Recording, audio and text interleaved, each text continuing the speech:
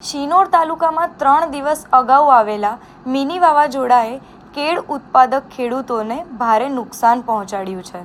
વડોદરા જિલ્લાના શિનોર તાલુકાના માલસર માંડવા વિસ્તારમાં 3 દિવસ અગાઉ વરસાદ સાથે આવેલા મિની વાવાઝોડાએ કેળના પાકને ભારે નુકસાન પહોંચાડ્યું છે।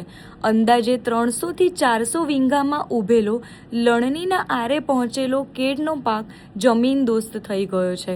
ભારે પવનના કારણે કેળના છોડ ધારાશાયી થતાં આશરે 100 જેટલા ખેડૂતોની મહિનાઓની મહેનત પર પાણી ફરી વળ્યું છે।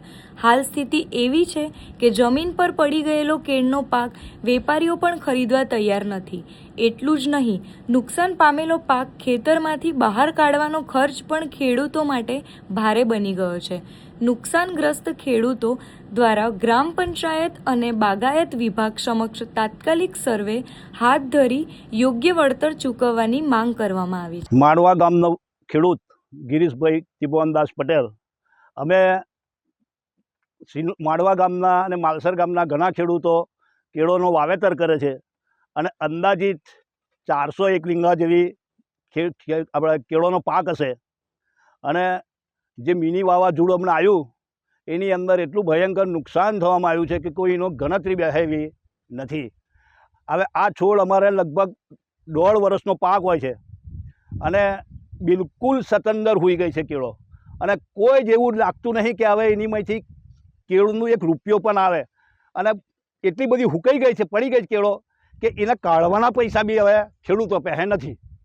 એટલે અમારી સરકારને એક વિનંતી છે કે અમારી હમું સરકાર કંઈક જોવે અને કંઈક સહાય આલે એવી અમારા માલસર અને મોડવા ગામના આપણે ખેડૂતોની વિનંતી છે।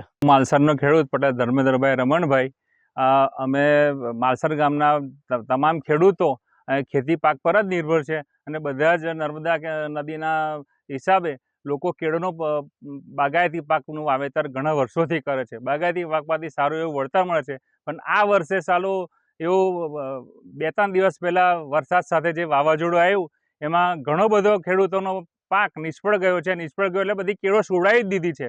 અત્યારે જે કેળો પડેલી છે એમાં એ બહાર કાઢવાના બી ખેડૂતો પાસે પૈસા નથી। તો સરકારશ્રીને મારી નમ્ર વિનંતી છે કે આ ખેતરોનો સર્વે કરાવે અને ખેડૂતોને યોગ્ય વળતર આપે એવી સરકારશ્રીને મારી નમ્ર વિનંતી છે। અંદાજે લગભગ 100 ખેડૂતોનું નુકસાન થયેલું છે। માલસરના 100 અને માડવાના જુદા એક પટ્ટો જ આખો લઈ લીધો છે, એમાં ઘણું બધું નુકસાન વેઠવાનો વારો આવેલો છે। અંદાજે લગભગ 300 થી 400 વીંઘા જમીનમાં આ કેળનો પાક ઊભો છે। એમ તો વધારે છે, પણ 400 થી 500 વીંઘા જમીનમાં નુકસાન છે।